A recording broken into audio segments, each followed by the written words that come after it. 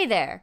This is Gail Gallagher, New Faith New Media producer and host of Faith in What Resonates. What you're about to hear is an episode of Blessed Lunatics, our Patreon exclusive podcast. Blessed Lunatics is a show where myself, Wesley Morrison Sloat, Reverend Michelle Byerly, and Father Andrew Miller explore the divine through laughter, which basically means we get together on a Zoom on a Friday night with drinks in hand and talk about different topics. We've been doing this for a year now, and so we're trying something new where we are releasing our episodes from the previous year into the main feed. If you want to support New Faith New Media on a monthly basis and get access to Blessed Lunatics as it comes out, make sure to check out our Patreon and become a member at patreon.com/NFNM. Your support makes all the difference and keeps this from becoming a Squarespace commercial or whatever. Anyway, on to the silliness. And for syncing purposes, my recording did get the Zoom voice going. Recording in progress. So. Okay. You're a recording in progress. Yes. We all are. I'm everything in progress. So.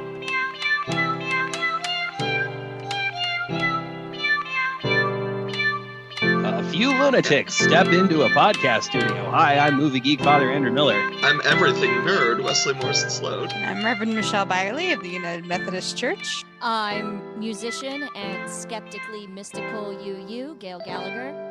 And this is Blessed Lunatics, a podcast about faith, beer, and craziness. Today we'll be discussing Generations. Yeah. Not just the worst Star Trek The Next Generation movie. Yes. Okay, second worst. Insurrection was worse. Okay. Mm-hmm. And to start us off, we have a special guest. Andrew, will you introduce our special guest? No, he just stepped away from the microphone. Michelle, would you introduce our special guest? Yes. So our special guest tonight is the lovely Miss Scarlett Miller. And she is the lovely daughter of Andrew, Father Andrew. And I have known that young lady since before she was born and got to preach at her baptism. And so it's been fun to get to watch her grow up along the way. So we are glad to have you with us tonight, Scarlett. Wait, was Scarlett supposed to say something there? Yeah, we just introduced her. Oh, Scarlett. Totally stole the mic from Scarlett. I'm sorry, I didn't realize that. I was kind of doing stuff. We're working out the kinks here. Hello.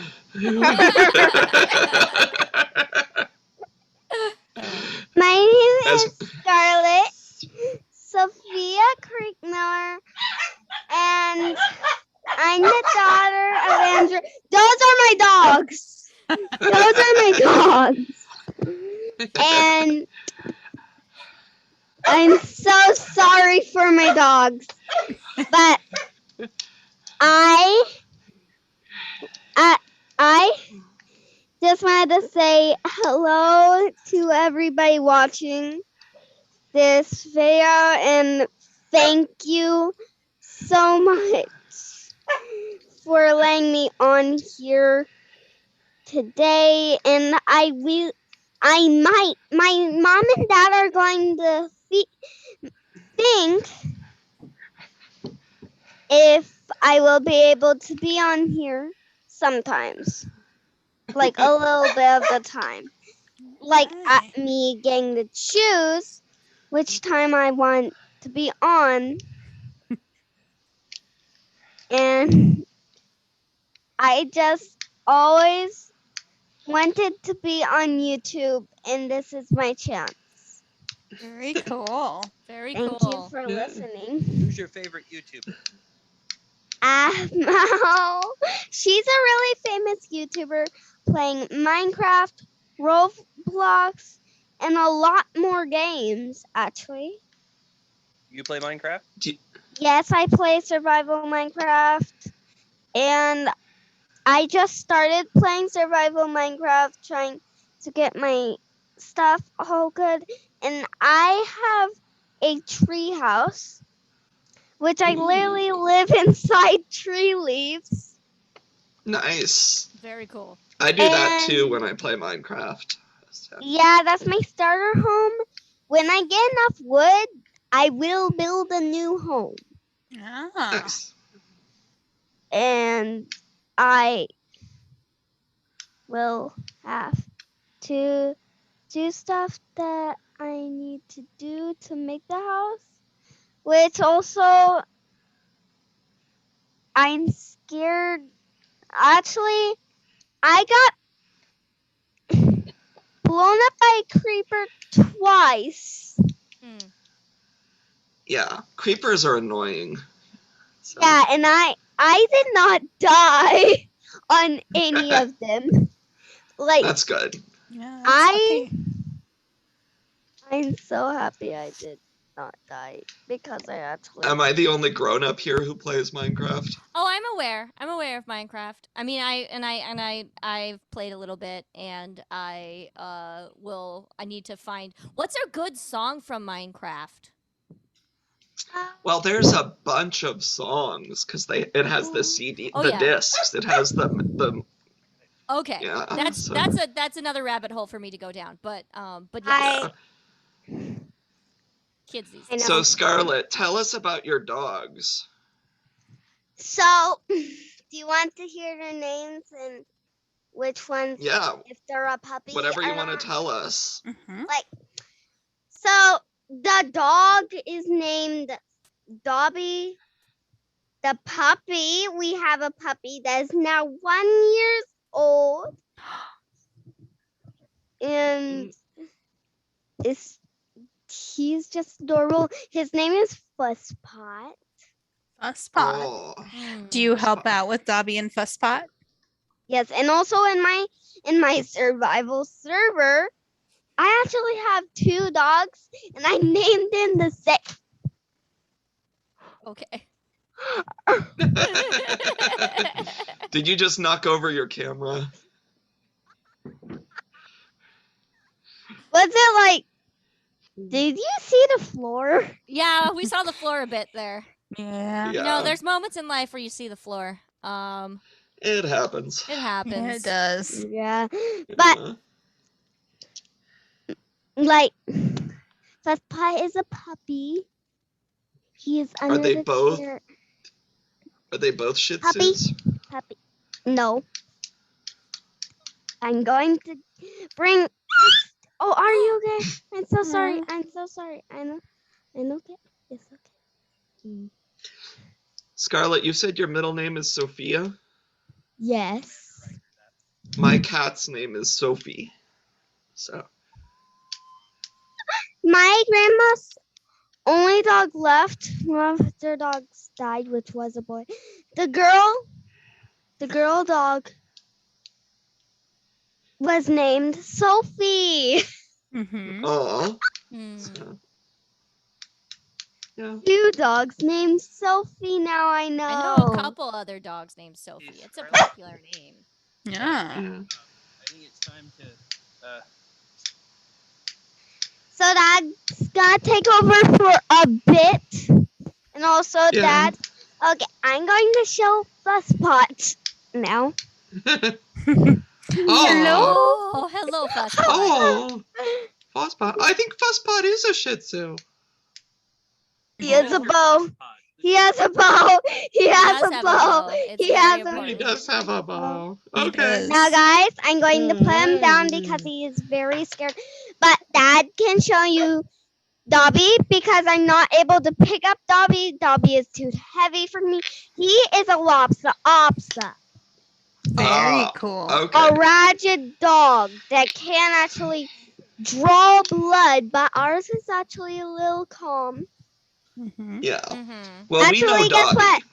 I got a mix of, I don't know what the mix was, and her name was Elena. She scratched me in the eye and drawed blood. Aw. Mm. We don't have her anymore because she scratched me right here in the eye and drawed blood. Mm. Uh, Elena was my roommate in seminary. She never drew blood, but she threatened it a couple times. So that's going She'll- to take over now. Okay. Okay. Thank you for Bye, joining Scarlet. us. I am going to get back on. Though I want to get back on. Okay, so it's okay because I'm going to get back. I really hope I can get back on.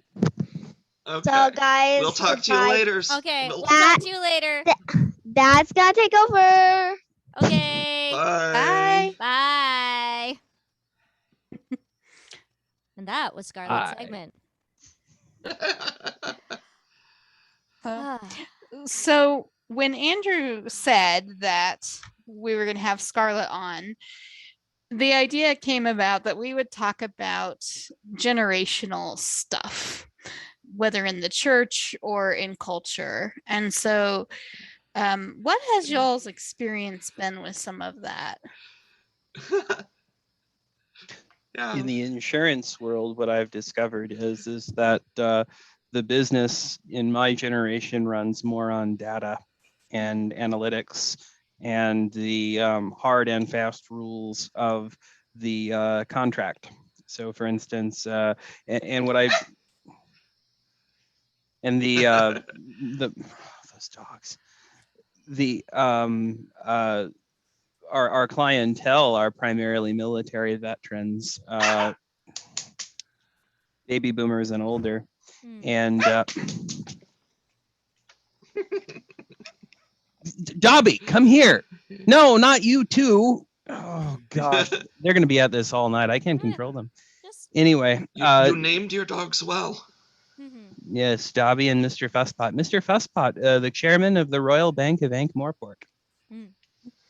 You might recognize that one, Wesley. But Yeah. yeah, no, the older clients are basically they think in terms of relationships. So, let me talk to someone, let me build a relationship with someone, let me get to know the guy, and he'll give me what I want. And it's like the company, unfortunately, doesn't work that way anymore. I think it'd be better if it did, but it doesn't. So, Yeah. I wonder if the church works that way too. I don't know. Yeah, it's interesting that you say that the older generation is like centered on like relationship building and such. I mean, this is just an observation like within my family, but like my dad is a intense networker. His mind is a mental Rolodex of all of the people that he knows, and he will tell you all of the facts about them. In an info dumping sort of way, but also like it is very striking how much relationships are just such a core part of what drives him. And it is interesting, like with my perspective, at least within the Unitarian Church, and I'm sure this pops up in other churches too, as churches skew older and like the younger people are plugging in, like we can go down that rabbit hole too. It's there's always like the the people who have the time for the committees are the people who are retired. Like that is also a thing, but yeah, there is an a definite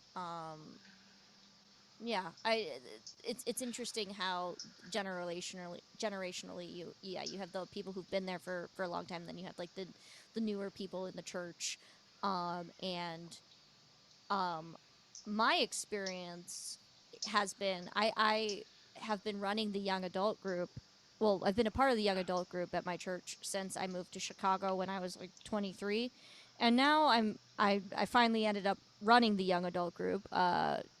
Finally, ended up doing that, and now that I'm like almost 34, which our cutoff for the young adult ages is 35, which is definitely a thing where I'm like, we assume you're gonna have kids, and then you'll be in a different group, But it is interesting how there's that division of the like anybody under 35 kind of gets lumped into one group, and then there's the people with kids, and then there's the older people.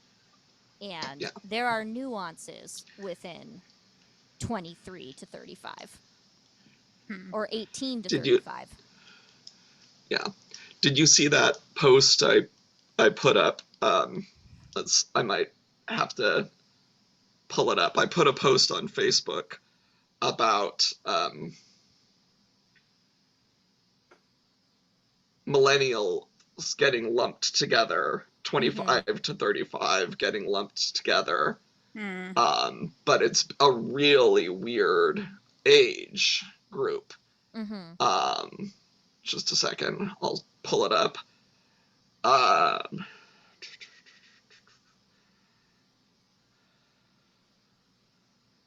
25 to 35 is such a weird fucking age because you're 100% a bread and butter standard edition millennial, but the cool teens are like, okay, boomer, because you have a real job. But the actual boomers at your job are like, I'm not going to listen to a literal fucking child as they download 16 self-replicating viruses. And meanwhile, the Gen Xers are telling you to refinance a mortgage for a house you don't have.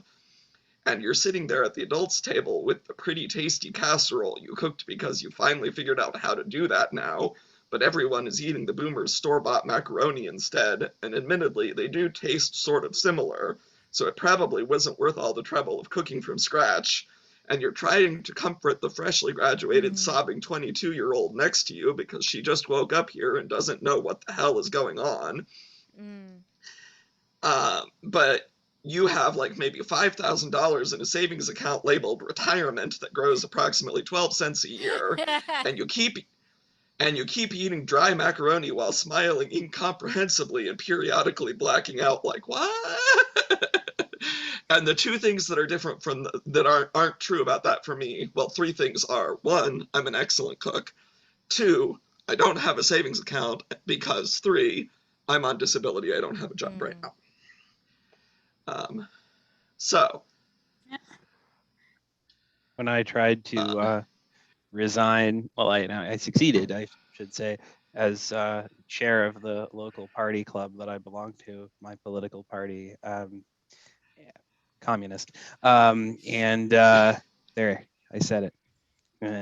Anyway, the district chair tried to convince myself and my co-chair to not do so. Why? Because we're both 35, and the party consists of two groups of people. One, folks who are between 18 and 25, and two, folks who are between 55 and dead. So right. there's apparently this huge gap of actual adults, people with mortgages and children and quote real jobs that and this isn't just the Communist Party. This is many organizations of various types that apparently, like our age group, we start to get into the weeds of family life, and we start to lose out on organizational life. So yeah, but well, and what I think is so. Go ahead. Well, I was going to say that because I'm in a weird situation, I got married, but got divorced less than a year later. I was at grad school to start my career, but got sick and ended up on disability instead. I did get super involved at my church. And like, I am putting a lot of time and energy into New Faith, New Media because I have the time and energy to put into it. But I am in a weird situation to be able to do that. Also because we're in the middle of COVID-19. So if I'm going to be sitting in my basement all the time anyway, I might as well be working on a project that I'm incredibly passionate about. So, yeah. Okay, back to you, Michelle. Yeah. So what I think is really interesting being a pastor in a church, I have a couple directions I want to go. I'm going to start with what I've observed is this we're at a really interesting threshold time where we're about ready for that generational transfer of power, where the conference is trying to get younger people. We just had our youngest DS appointed to the cabinet. We're What's there a is DS? district. Thank you. Sorry for my non-Methodist viewers, Dun, dun, listeners. dun, dun, dun, dun, dun, Listeners. dun. A And- district superintendent is a pastor in the United Methodist Church whose role is to oversee geographical areas within an annual conference and coordinates among so many churches in that area, and they oversee the churches and pastors. And they also advise the bishop as far as appointments and who gets sent where. How old is this person? They are 35-ish, maybe just a little older. Hmm. And he is the youngest one on the cabinet, but he has been involved for quite a long time in our Council on Finance and Administration and all of these other. So he's been in the world for a long time. So it's kind of if anyone was going to do it, he would kind of thing. Who is it? Zach Anderson. Oh, I know Zach. Yeah. So he became Of course I know Zach. he became the Dodge City and Hayes district superintendent. So Okay, anyway, good for him. yeah, I mean, and he'll be fantastic. But then in my favorite group of all, the United Methodist Women, there was all of this hand wringing about, oh, what do we do to get the next generation to join us? What do we do? What do we do? Mm-hmm. And I love my UMW, I really do. But being from the generation that I am, I get a little tired of that hand wringing because, maybe let's try to have meetings when people can actually join. Maybe let's look at the format of our meetings so that it's not just I mean, and I'll be nice in case I don't know who's listening from my world, but it's just really interesting how one generation wants the next to step up, but it's been very difficult for them to really step up and lead in the way that we see for the next generations. Yeah. We don't want the next generation. I was going to say we don't want the next generation to step up. We want young boomers to step up, or we want 35-year-old baby boomers to step up. That's what Yeah. And then the other beef I have with all of this, from the perspective of being not just a woman pastor, but a young woman pastor, is that everyone seems to think that we can save and solve the problem of getting young families in. And it's like, I love families. I can connect reasonably well, but that's not my main gifting to just like go out and bring families in. If families come, I will be happy to connect with them and do all that. But I'm an old soul. Yeah. I just am. Right. So there's a lot of expectations that are put. And just because you're a young person doesn't mean you're going to be the sort of young person who attracts all the young families. Like we have that in our church. We have a minister who's like, I guess, on the cusp of millennial and Gen X. I don't know where his age is, but and we have had more young people come into the church, but also it's because he's incredibly involved with like queer outreach programs and like started Black and Pink, and like community ministry is his whole ding dang deal. So like that's a different thing than, and he's also already established in Chicago, and that's a different thing than you just moved there. Right. Right. And the other thing, and this is from being an outsider who only gets information from being your sounding board, Michelle, but being expected to be the young leader who brings in the young people, but then isn't allowed to do anything that would actually do that. Mm-hmm. Right. Well, I think the young people would appreciate it if they could walk in the building and not immediately be infected with the Delta and Lambda and Gamma and Theta and Omega variants of COVID all at once. Well, but no, that's threatening. That's hostile. Well, you know what's threatening and hostile? Death. Mm-hmm. And then the other piece that I get frustrated with is when we say, oh, the children are the future of the church. No, they are its present reality. They are part Yes. of the church right now. Mm-hmm. Right. And so we ignore that at our peril. Right. And that we've had children more involved with the services with our new minister, and it's been very cool, but it's been and very interesting. But yeah, like that's part of what you do is you like, well, why don't you have children light the chalice? Why don't you have a kid do the offertory words? Sidebar, and I don't know if anyone from 2U is listening who would appreciate this, but the we have a kid who will do the reading at our church, and he'll do the offertory words, and he reads it very dramatically, and it's my favorite thing. Aww. Well, and we had that, 2 quick stories. One, me being the pastor's kid, I refused to leave during services to go to Sunday school because I wanted to see the services. And I liked I liked the services better than Sunday school. I got more from them. Yeah. Mm-hmm. Partially because the Sunday school teachers sucked, but also I thought I was being infantilized. Granted, I was an infant, but like the stupid little cartoony, and not even good cartoons, not even like Animaniacs cartoon or Looney Tunes cartoons, but like craptastic Hanna-Barbera. I can't even think of bad cartoons because they.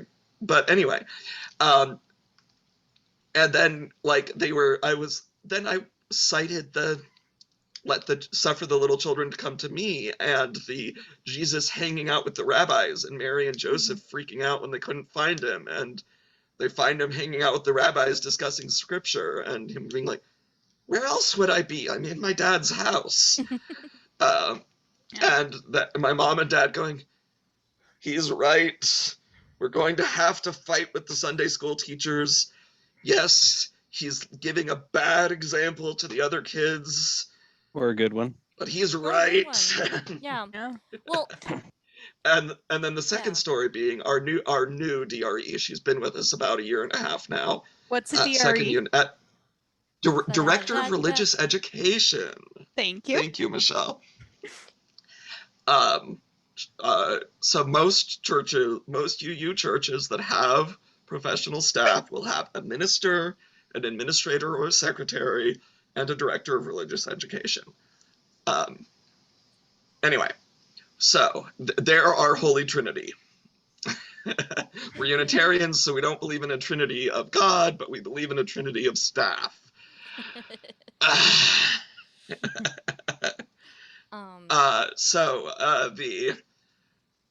Our DRE led us through what we called the revisioning process. So what she did was basically she believed the exact same thing. So she switched us from a model of, and this again was during COVID-19, so it's more of a model for if we get back in the building, but switching from an all-together service once a month and 3 or 4 Sundays where the kids are just there for the beginning of the service and then go downstairs for class, to there with us 3 or 4 Sundays and only split off one Sunday. And she and I together are starting a group for training all ages to light the chalice, light the joys and concerns candles, do readings, set up the tech, run the microphone, soundboard, and the cameras, because even when we can reopen the building, which because Nebraska's governor is basically a hate-filled sentient potato, might be never,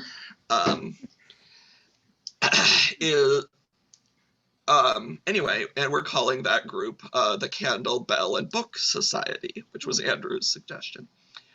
Uh, I was talking in the group chat about trying to come up with a name, and you threw that off as a one-liner, and I was don't like, yes, think I that's did. perfect. It was. Wow. Okay. Well, I must there you have go. been blackout drunk. Because, but anyway, so yeah, it was just like the generational of, so like our plan is when we get a new minister, because we currently have an interim minister, although we don't call it interim in UU because interim has a very specific meaning. Mm-hmm. Everybody Which- else calls I it think people interim. know what an interim minister is, but they are like I have a definition in case anyone needs it that I am amused by, which is they are like the rebound minister. Right. Even This- we have interim the lady- ministers. Yeah. Well, our Reverend Mary, whom I love, I got a text from her while we were recording this that I'm not going to read until we're done. Okay. She is our minister that came in to fill the time until our next minister, which for anybody else, for any other denomination, would be an interim minister.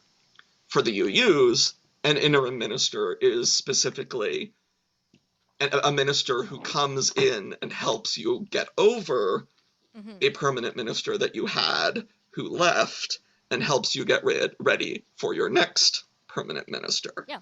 Our last minister was our interim minister, but she left before the standard contract period was over. So, Reverend Mary is just filling that chunk of time till we can hire a new minister. Anyway. So, silliness. Wesley. Okay, I'm gonna go now. I was gonna say that more smooth, and then the words came out. So this made me think of a couple things, which is one, a story. As far as different ways to get kids involved, we did a flip service once, where we've done it a couple times, where the adults go to RE and the kids stay in the service, and it's the best That's because you get to awesome. like take a class. So you get to sign. So the adults get to sign up for classes and take classes while the kids stay in the service, and it's my favorite thing.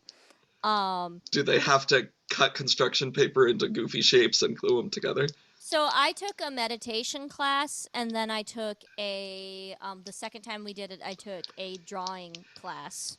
So but there was also like spirit play classes and other things. But then I'm also curious because you brought up the story of your experience growing up in a church, and I would love to sort of hear, sort of how things were like growing up in particular traditions. I can, of course, it made me think of my particular story that it's interesting you said that you wanted to stay through the service because like I definitely came to a place where hold on, typing is happening and coming through. So someone is typing. Okay, maybe not. Maybe I'm hallucinating. I'm clicking my fidget cube.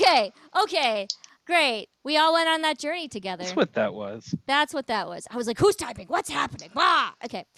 ADD. Anyway, so back to this. So I remember, especially when I was going to both the UU church and the Catholic church, I definitely had a moment where I was like, no, I kind of like I chose to come to this church in addition to the other church. I am going to sit through this whole service because it is giving me more connection than the other church. And I remember like that sort of defiance and that feeling. But then I also remember in high school when I was like, or I can go upstairs and hang out with my friends in the youth group room where we don't have any structured activity, but we can bounce when they sing "Go Now in Peace," and we're just gonna go hang out. Like, you know, you can do both. But yeah, it is an interesting thing that they sing the children out in UU services, and so sort of that moment of like, where do I fit in though? when do I want to sit through the service? So, Mhm. yeah. Well, now I'm Well- thinking of that scene in Legend of Korra where they're trying to meditate and the youngest kid just falls asleep. Mm. Sorry. So it's interesting. I maybe this is not actually answering where you're coming from, but the thing that really clicked for me as far as children in worship was when Andrew and I went to a service at St. Vincent de Paul Catholic Church in Kansas City. It's not they're Roman They're Catholic. Roman Catholic. They're Society of St. Pius X. So they are super conservative traditionalists. Their exact relationship to the Holy See is undefined. They're technically in communion, but they're not well liked. So, but in front of us was this family, and they had this cute little girl with like this little curly hair, and she had her veil. And I remember watching them come in, and the family taught them, how to genuflect, or they reminded them to genuflect as they took their seats. And then the children had their little missals, their books for mass. And even I was kind of like, okay, trying to follow along, it just, for me, it was having that person sitting beside you, kind of walking you through that. And so I guess back to our experiences growing up, for me, I did both. There were times when I would go off to Sunday school and it would just be the whole time. And my parents would pick me up after, and I'd say, "What did you guys talk about in big church?" And so I talked about what we talked about. They talked about what they did, and but then there were times when I was actually in the service and learned how to sit through that. And there were parts that I liked better than others. But again, it's just that for me, that image of how do we, as I look at guiding our next generation, where is the guidance to walk alongside and to say, here's what's going on, here's how this works, and to let them feel like they are actually a part of that. Absolutely. I wonder if Well, we that's- think of it a little too much, and I'm not accusing you of this, Michelle. I do wonder if we in general think of it a little too much from a place of control. In other words, we think of it in terms of how do we control the youth into what we want them to be.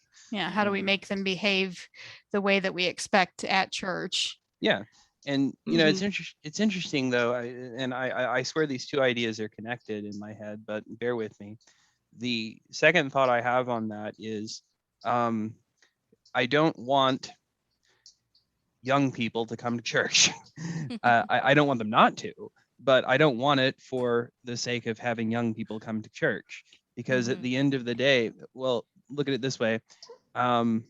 I don't really know what it is that my generation wants in terms of church. And I do know that Gen Xers tended to want what we would now call seeker-friendly Christian rock, contemporary Christian music services. And I'm sorry to say, they suck. And they do not express sound theology. And the point of worship is not to give a generation what it wants, but to express sound theology and sound Christian practice, or sound Unitarian practice, or sound whatever practice. Whenever I get comfort the afflicted. Yeah. Comfort the afflicted and afflict the comfortable. And if a generation can't take that, well, then the generation. And I don't say this by way of shame. I don't say this, well, don't let the door hit you on your way out. I say, well, maybe this is not your vocation. I mean, maybe this is not where you're supposed to be. And I'm not suggesting that there aren't things that we can learn. I'm not suggesting that there aren't ways that we need to be flexible. But there are aspects of our tradition, and I'm sorry, I do come from a traditional conservative church, that are part of the essence of who we are. And so we're not going to give them up. And if that means that we have to embrace a good death, if that means that our prayer becomes, now lettest thou thy servant depart in peace, as thou hast promised, these eyes of mine have seen the salvation which you have prepared for all the world to see, a light to enlighten the Gentiles, glory of your people Israel, so be it. And at the end of the day, That's what you said in our I'm sorry, I interrupted you twice, Michelle. You go first. I was gonna say, and whenever I get the question, or whenever people do we need young people in church, we need young people, I'm always like, why? Is it because you actually believe that we have something to offer them, or is it because you want them to serve you in some way?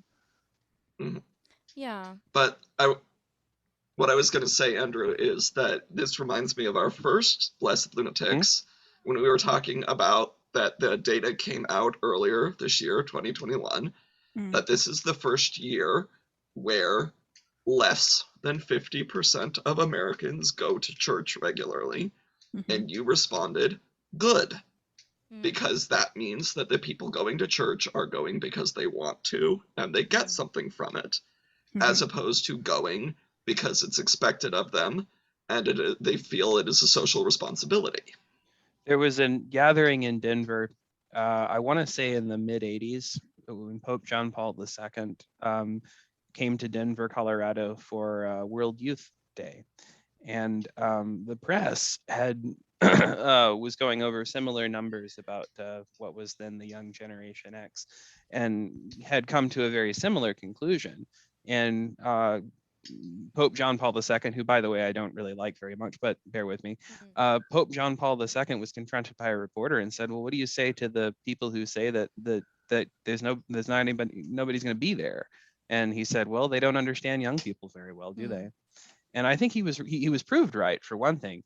But there's another sense in which, well, we think that in order to win young people, as if we have to win them, as if that they're not just people who we have to serve, instead of just that we have to, in order to win young people, we have to be flashy and new and cool. And at the end of the day, I don't think that's true. I really don't think the church is dying. I think the church is, as we've said, distilling. I think that people are beginning to realize that, wait a minute, I'm going to church because I've been taught that this is what good young Americans do. Well, I don't buy that. And my response to that is, good, I don't either. And if that's why you're coming to church, well, then by all means, worship at St. Mattress of the Spring. Go watch a television show. You're going to get more out of it anyways. I mean, and if you decide that you have come to recognize this thing called God, that's a bad way to put it, but okay, that at the beating heart of the universe, if this thing called God calls you to worship God, then come and be welcome. And if not, then go and be blessed. Yeah. So it's interesting. Another piece of this that I hear right along with the generational thing is culture has shifted so much as well.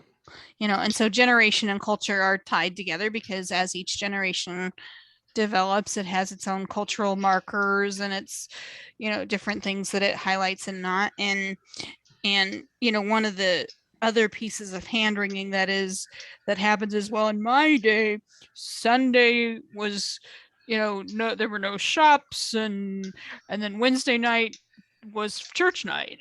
and I wonder what you guys make of that, of those changes, I guess. I think it's interesting how the lamentation there is I think it's good, but it's misplaced. Like, yeah, I don't like the fact that we work on Thanksgiving either. I don't like the fact that we can't have a Sunday off either, or that it's more difficult to take Sunday off of work either. But I don't like that because we're losing Sabbath. We're losing the sense in which human beings exist to exist. We work to live. We don't live to work. But it seems as though this hypothetical fellow you're talking about has sort of turned that on its head and made what is supposed to be Sabbath and what is supposed to be an expression of personhood into a kind of beat 'em discipline, right? He's expressing Sabbath. He's expressing humankind made for the Sabbath, not Sabbath made for humankind. Yeah. That's very my Pharisaic. Yeah. Yeah. Yeah. No, absolutely. Oh my goodness. So sorry, I just got a notification of my downtime apps, and I need to make sure that Zoom isn't listed as one of my downtime apps, and because I will edit this out real quick. But Actually, I do have a thought though, and I'm then I sorry to lost interrupt. it. I need to get Scarlett started on her bedtime routine, but you guys keep going. I will be Okay. back. Will This will won't do. take me Cool. long. Let me just make this Yeah. quick Oh. thing, so that I apologize, but my distracted brain needs to do this real quick. Yeah. Can Scarlett say goodnight to and the listeners?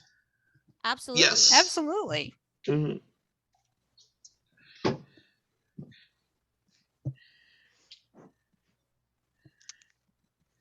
Good night, every viewers. Also, it's not listeners, it's viewers.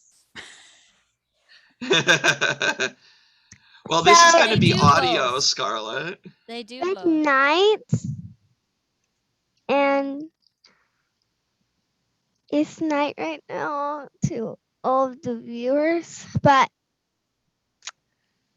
I can't wait for the 6th day of second grade overtime, but I cannot wait to do this because Yeah. tomorrow's going to be a great day and I can't wait. Good night, everyone, and I hope you have a great good night. And also, Dad, can you now show Dobby? And now, Dobby. Very good. Aw, so fluffy. Good night, Scarlett. Good night, He's the Scarlett. king. Night, Scarlett. Dobby is Ta-da! the king. Bye. Back in a minute. Bye. Yay. Yep. So okay, I'm going to get my train of thought back into the station. Chugga chugga. So, your point made me think of a couple things, Michelle. One, within the cultural shift, I think there's the whole like the, being a church person being lumped into all of the chaotic nonsense of the loudest asshole Christians, which is that. And two, um, there's a shift. I think as we're also like unpacking all of the different toxic systems and things, there is a shift of an importance of self care. And yes, like it's like, okay, if going to church on a Sunday is helpful for you, then do it. If you need to do other things to recharge, do that. As long as you are connecting with whatever it is you need to connect with on your day off, like that's what's important. But yeah, like I definitely grew up in that, like that sort of like, well, it's on the list of sins if you don't go to church kind of mentality. And Right. that was a whole thing. And I will try not to turn every Blessed Lunatics session into me complaining about my upbringing, but it is my unique perspective that I bring to the table. There is this dichotomy of like, there was this dichotomy of there's the church you are obligated to go to uh, versus the church that you want to go to. and and even within the sense of the fight that my dad and I had about getting confirmed was very much grounded in him wanting to appease his parents. And it was very much like he did not want, like, the thing he kept listing was he did not want to disappoint his parents by me not getting confirmed. To which I said, I'm not getting confirmed because I'm making a conscious choice because I don't like how the church feels about gay people. So, oh my goodness, grandparents, I'm taking a stand. I'm so disappointing. Like those were the fights that we had. But there has been a shift, even like with him, like with Dad and Joe, and like in the pandemic, it's been very interesting how he has even shifted to like, well, I haven't been in church, so maybe I'm not going to go to church when I'm on vacation. It's fine, or like, or he'll catch church in Ireland because it's on Zoom. Like, so he's definitely softened a lot, and it has been interesting seeing even him soften on the issue. And I'm going to assume that my dad doesn't sign up for Patreon because he doesn't know how it works. So, if he's listening, hello. Well, Yeah. well, and like you, Andrew, you mentioned the Wednesday night thing, and there were two churches where we had Wednesday night that I remember fondly, and one that I don't remember fondly at all. So Fremont, that we were only at for a year when I was in 7th grade, and their program they called Wednesday Night Live. I'm assuming after Saturday Night Live. Yeah. And part of why I loved it was that everyone just showed up at like 5 o'clock, and there was supper in the big fellowship hall. And it was always really good food. And back to Michelle talking about the UMW, they served it, everyone ate, they cleaned up, while everyone else split off to different classes, different religious education. So I was at the age where it was confirmation, because I was in 7th grade. And my mom being the pastor, confirmation was 2 years. I didn't finish it there, 7th grade, and then 8th grade we did somewhere else because we were only there a year. But then that but it was the middle of the week, so any meal prep that parents had over the weekend was done. And it was a meal that you didn't pay for. You just showed up, you got food. There was adult religious education, so the parents could have classes that were actually interesting. There was an hour, it was quality family time, but also the parents weren't directly responsible for making sure their kids weren't eating paint chips or ripping each other's hair out. And so it was like, so that, yeah, people did show up on Wednesday nights, but they showed up because they had a good reason to. They showed up because the church was serving them. They didn't show up to serve the church. Then the next church is the one that I can remember showing up Wednesday nights for, was the church I didn't like. And that was the tiny little church in Valley that closed while my mom was there, one of the churches that my mom did hospice for, similar to your experiences, Michelle. Mm-hmm. And they were so excited because my mom moved there and had 3 kids, so she could revitalize the youth group because she provided half the kids you needed for a youth group. And thinking that 3 kids, one in 4th grade, one in 8th grade, and one a sophomore in high school, are enough to jumpstart a youth group is, well, A, it's bullshit, and B, it's extremely unfair for your clergy family. And stuck us in this dank, musty church basement and expected us to provide the food and didn't provide us any support, and maybe 2 or 3 other kids showed up, and it was miserable, and it shifted it from the church serving us to us serving the church. And that church closed in like 6 months. So but it was part of a 2-point parish, Valley and Waterloo. So we shifted to going, because A, I wanted to finish confirmation, and my mom wanted to finish getting me through confirmation. So we started going to Waterloo, which was a much nicer building. The fellowship hall was above ground, didn't smell like mold. And there were some kids there.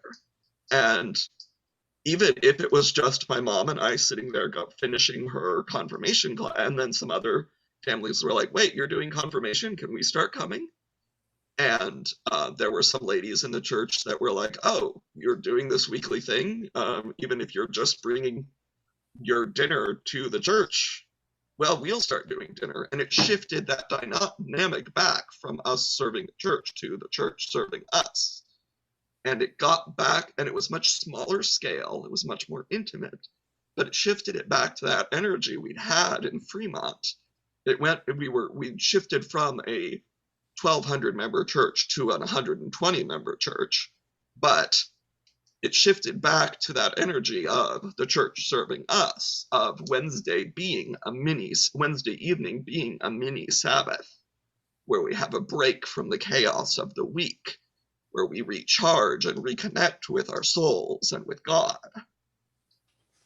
So if you want people to show up to church, you have to give them a reason.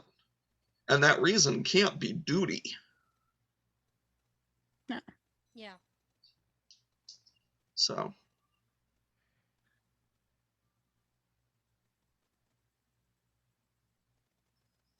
Da da da da da da da. Oh. Ugh.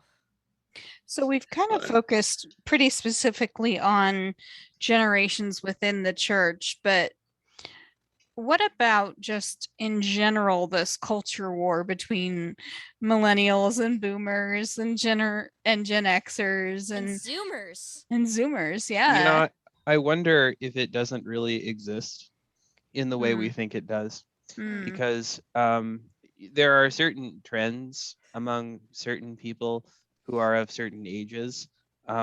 Oftentimes, you break down a lot of the research and you find that a lot of those trends exist among the white middle class, whatever middle class Truth. means, of Yep. those age groups, and that if you were to go into certain other communities, you'd find that for instance, a Black millennial is what their culture is like is very, very different from what, say, white millennial culture is like. And yet Yeah. the Very fair. media really only pays attention to white millennials. The the other thing, I wonder if we're trying to put a generational twist on a conflict that is old as time and that is intergenerational, and that is, well, some form of the right wing versus the left wing. And I'm sorry, but there are very, very old people on the left wing, and there are very, very young people on the right wing. There are certain I tendencies, agree. but at the end of the day, I think that I mean, I don't have the research in front of me, but I bet the statistics will bear out that there is far less of a reason to speak of these conflicts in terms of generational conflicts, Yeah. and more in terms of differences in ideology. And within that, what's striking me too is I'm trying to distill it, and and as far as the energy of the more traditionalist way, and the more like, okay, but what do we do now? How do we actually, how are we served, way? And I think it's that sense of duty, and this is the way things have always been done, to what is going to fill our needs now. um a phrase I like is that tradition is just peer pressure from dead people. I like it. It's but interesting. Oh, go ahead. I'm sorry. but also, the I had a moment when you were talking about like the obligations of church, and then like, and everything, and part of the crux, I think, of my own nonsense that I continue to unpack on this show, as I unpack my spiritual trauma on a podcast, is in the doing, and in the this is the way things have always been done, and because God says so, you lose your chance to actually connect and like talk about what does that mean on an internal level, depending on what is happening with the traditions and the parenting. And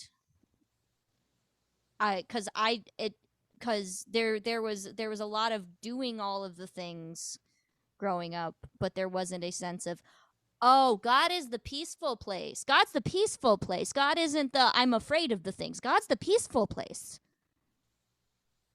not the anxiety. Anyway, I don't know if that was coherent, but God is certainly in the anxiety. God is in the anxiety, but God isn't the thing causing the anxiety. Tradition's the thing causing the anxiety.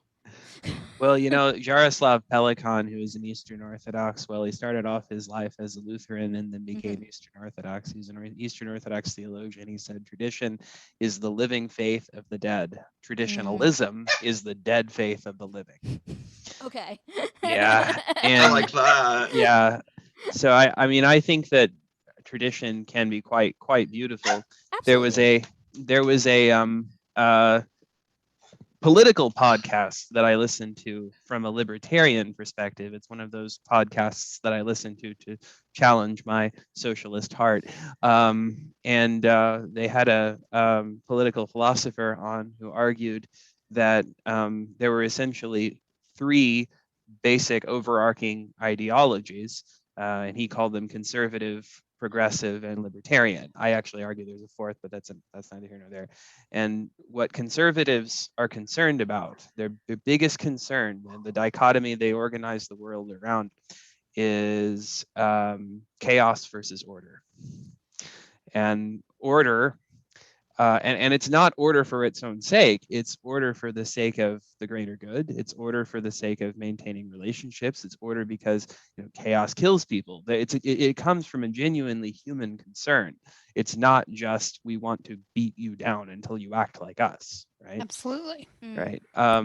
What progressives are concerned about is rich versus poor, right, or wealth versus poverty, and the justice of or lack thereof of whether or not people are impoverished.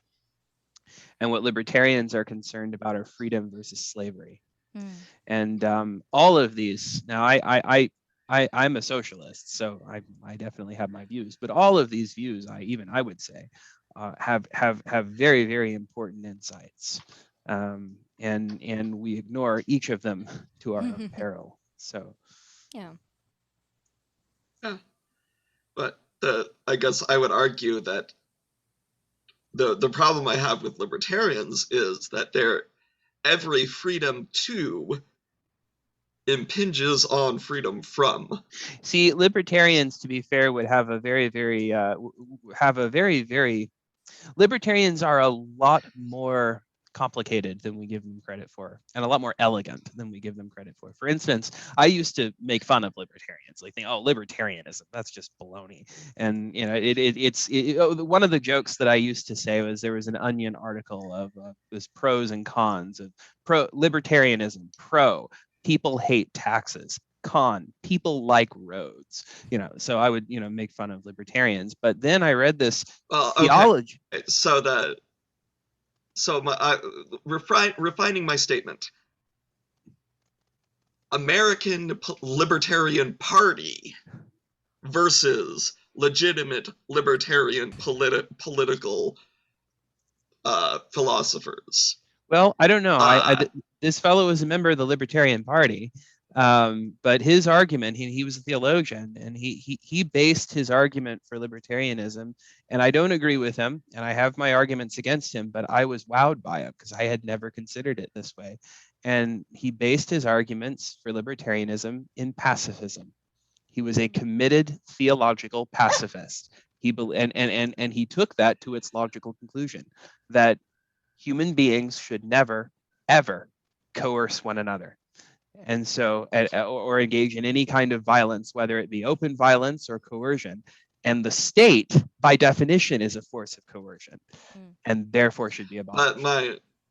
But my argument against that would be, if there is 100 people who want to live in a community without fireworks, their freedom to live without fireworks is directly challenged by one person who wants to set off fireworks and their freedom to set off fireworks. Can I finish my point, please? So that person exercising their freedom to set off fireworks directly challenges and negates everyone else's freedom to live without fireworks. And that's why we have laws. So you set up laws and you try to set up laws that are fair and perform compromises like, okay, you can set off fireworks 4 days a year, July 1st, 2nd, 3rd, and 4th. Or you can set off fireworks in these designated zones, or whatever. But the greater good of the 100 people who don't want to constantly be surrounded by smoke or assaulted by the sound of explosions should outweigh the one person who wants to risk blowing off their own hand. 3 things. 1, not interested in argument. I wasn't planning on. I mean, he has responses to that, and he considered, similar examples in his essay, but that's fine. 2, I don't disagree with you because, well, I'm not a thoroughgoing libertarian. 3, my point in bringing that story up was that oftentimes these ideologies are a lot more elegant than we give them credit for, and a lot more complicated than we give them credit for. Absolutely.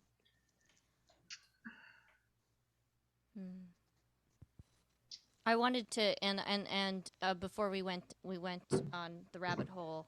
What you were saying about traditions being beautiful made me think of sort of the flip side of where Catholic ritual and generations and stuff stand now. Like, is that I will ambivalently go to services and when I can and with my dad, and there have been moments where receiving communion I connect with my grandparents, which is really cool and spooky. So like there is depths and spookiness and things that I've found and have made peace with. So I'm not 100% a crotchety lapsed Catholic, but What do you mean? What do you mean by spooky? I mean, I get communion and I feel my grandma's spirit. Are your grandparents dead? Yes, my dead grandparents. Oh, okay. Okay. Yes. Sorry, clarity. Yes. There's a difference. Anyway. Sorry. But yes, no. There have been a couple times. The first one was like right after my grandma passed, but no, like I've had it a couple times. Actually, had it once in a Lutheran service. So I received communion in a Lutheran church, and I felt my very Catholic grandparents' spirits. So riddle me that, but still, There's a it's difference a thing. between tradition and legalism. There's a difference. Canon law and tradition are different, and sacramentalism is the belief that we relate to God through ritual. It's more complicated than that. It also there's a sacramental realism that, for instance, my movement accepts, that where the sacraments are more than just symbols, they are actual real encounters of grace. But that's neither here nor there. But we relate to God through rituals. That doesn't necessarily have to go along with this sense in which all of the rubrics of the ritual have to be followed to the T 100%. So. Well, and you mentioned that. And I'm going down another little bit of a nerdy rabbit hole here, but we very much in the Western world live with the Roman approach to ritual, that they were kind of if you messed any single part of the ritual of their day up, you had to start over, basically, because it wasn't valid. And in the Greek world, it really wasn't about the actual order and ritual and structure. It was about the meaning that was behind it. Right. That's one of Reverend Mary's quotes is, it's about connection, not perfection. What is the easiest access to that dichotomy and rabbit hole that isn't like a complete like big old seminary book? Because that sounds fascinating. I know none of them. Edith Hamilton. Okay. Edith Hamilton's mythology. Okay. Cool. Because I had not Yeah, heard that okay. unpacked before, and I'm all about that life. So Yeah. You go to a Greek Orthodox liturgy sometime, you'll find that, well, I'm sure you might have been to one, and that sounded really patronizing. I'm sorry. But if you go to a Greek Orthodox liturgy, you find that people are walking about the church, and sort of there isn't this sense of church has to start on a specific time and move in a specific way. And there's an order to it, but yeah. Cool. These are 2 books I've had since middle school, since my mythology phase started, which has never ended. So Edith Hamilton's mythology, which is just a great primer. It's basically, you can read it like a novel. She's put all of the myths of Greece in order, from the theogony, the birth of all the gods, through to basically when Greece collapsed as an ancient power.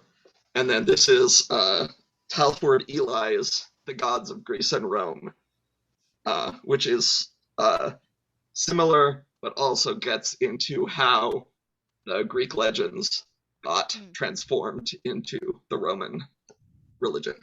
Very cool. So, well,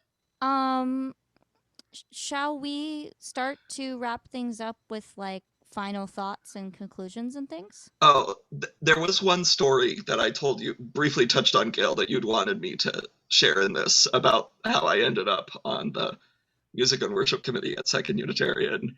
Yes. Basically as a glacier. But so when I moved back to Nebraska after seminary, not finishing seminary in California, I was extremely messed up. I was on and after Scarlett goes to sleep, here's Sophie. Hi, everybody. Kitty cat.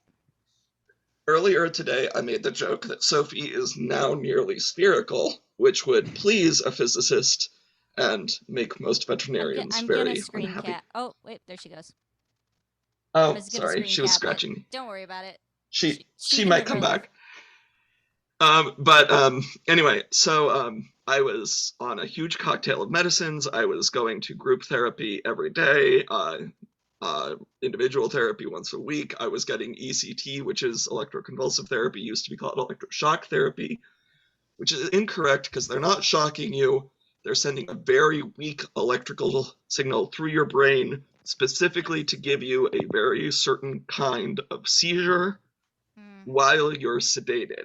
It's never been about shocking you. It's to give you a seizure because they've 200 years ago realized that people who had seizure disorders and had mental health issues, their mental health issues would be better after they had seizures.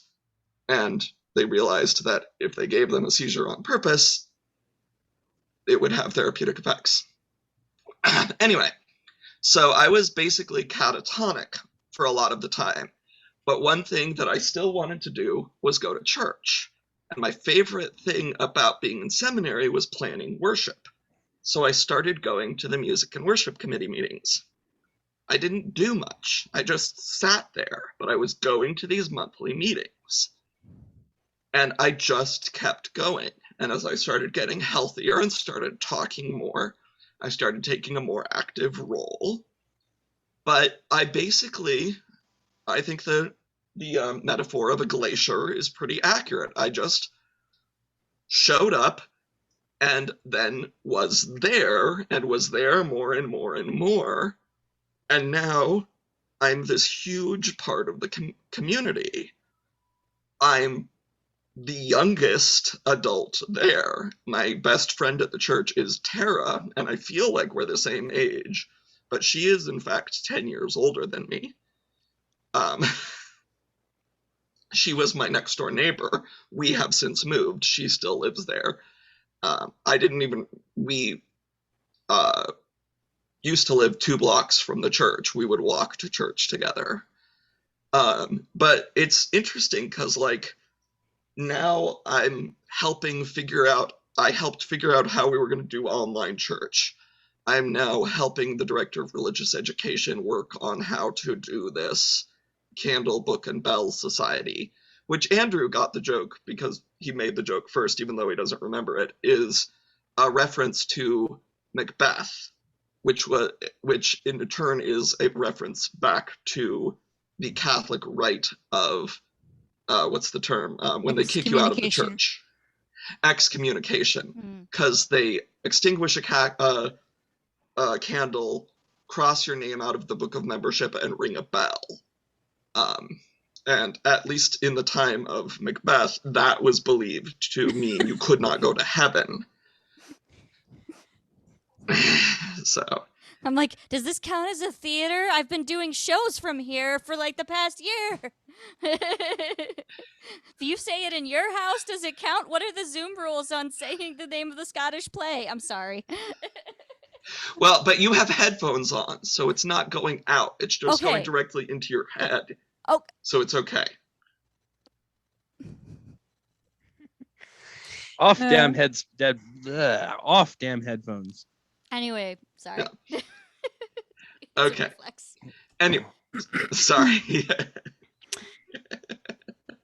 Anyway, so that was that. So like my church is pretty darn cool. I love my congregation.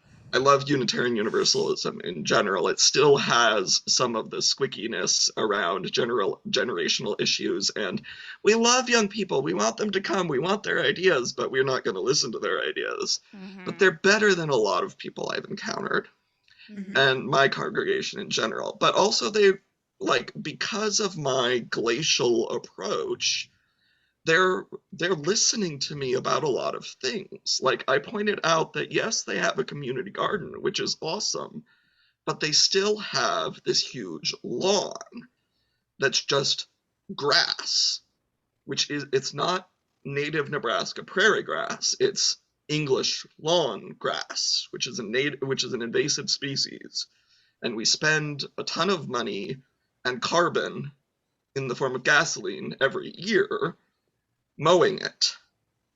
Why don't we gradually, so we don't spend a ton of money, swap it out to be like pollinator gardens and fruit trees and greenhouses and like feed the community and put in some beehives because the bees are dying, and then we could have honey and we could make our own candles from the wax. And everyone's like, yeah, let's do that. And I said, well, the first church, when I was over there recording music for our music service, our joint music service, when the sun set, a bat started flying around that had been sleeping in the pipe organ. And I looked up ways to prevent that. So one of the ways they said is, what'd you say, Michelle? I said, you confirm it. Because you baptize them, confirm them, and then you never see them again? Yep. I remember that old joke. Yep, old joke. But that one way I looked up to keep bats from, it doesn't work once they're around, but a way to keep bats from moving in is you build and put up bat boxes, because you give them a place that they like better, and they move in there and establish a territory, and then they won't move into your building, and other bats won't move into your building because there's already bats living nearby and they don't want to get in fights. So it's sort of like the put up fake hornet nests and then you won't get real hornets. So, which we've already done. We have fake hornet nests hanging around our church. So, and everyone was like, oh, cool, let's do that with the bat boxes. And now the Tom, who's on the music and worship committee with me and is a huge woodworking nerd, and the religious education director, and I are going to do it with the kids. He's bringing the wood and tools, and the head of the groundskeeping committee and the director of religious education and I and the kids are going to make bat boxes and hang them up. So nice. It's the nice. But as I said, I was in a weird position. I was incredibly dedicated to Unitarian Universalism. I didn't have a job.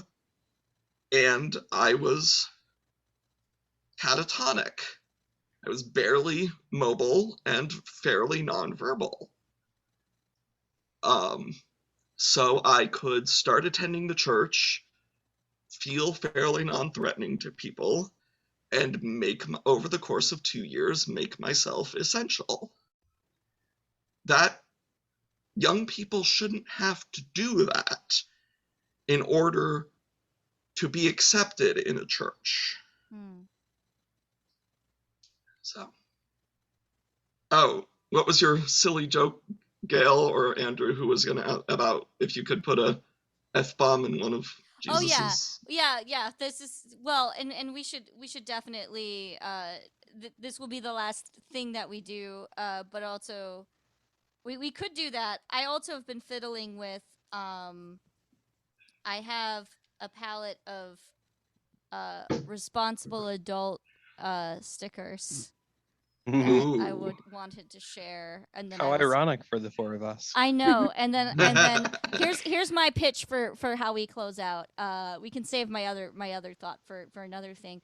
I want to know what you would put in your sticker packet. This one has things like didn't order takeout, washed your hair, I can't adult to get today, crushed it, didn't eat all the chips, went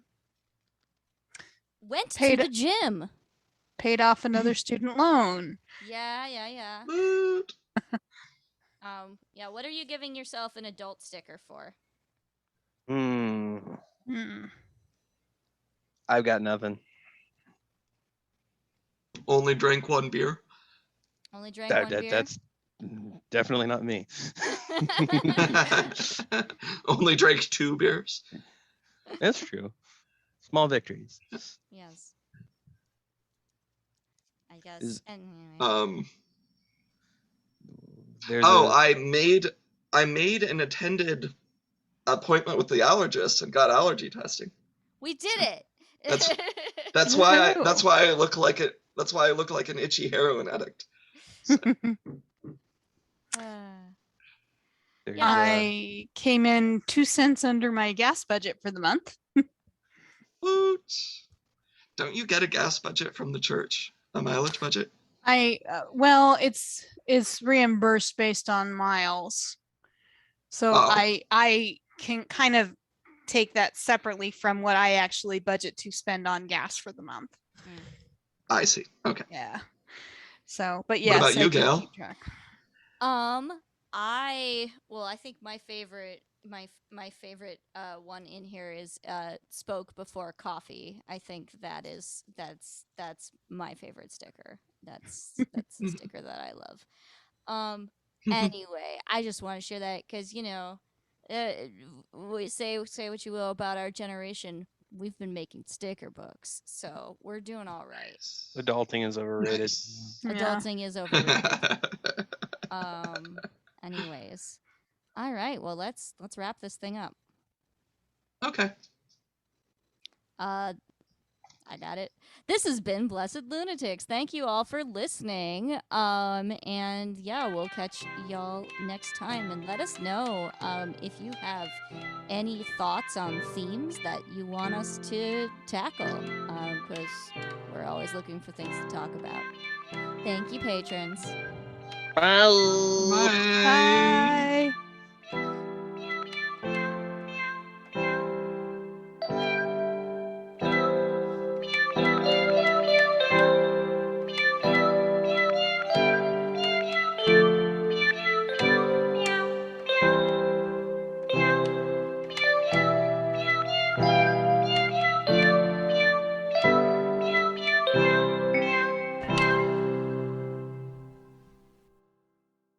New faith, new media.